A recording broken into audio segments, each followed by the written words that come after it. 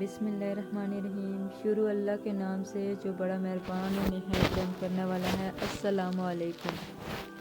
आज का जो मेरा टॉपिक है वो है जंगली दरिंदा।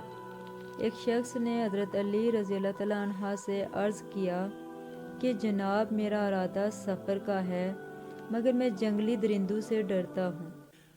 आपने इसे एक अंगूठी देकर फरमाया, जब तेरे नज़दीक कोई खौफनाक जानवर आए तो फ़ौरन कह देना कि ये अली बिन अबी तालिब की अंगूठी है। अज़ां बाद इस शख्स ने सफ़र किया और इत्तेफाक से रास्ते में एक जंगली दरिंदा इस पर हमला करने दौड़ा। इसने पुकार कर कहा, है दरिंदे, ये देख, मेरे पास अली बिन अबी तालिब की अंगूठी है। दरिंदे ने जब हज़रत अली की अंगूठी देखी तो अपना सर आसमान की तरफ उठाया और फिर वहाँ से दौड़ता हुआ कहीं चला गया।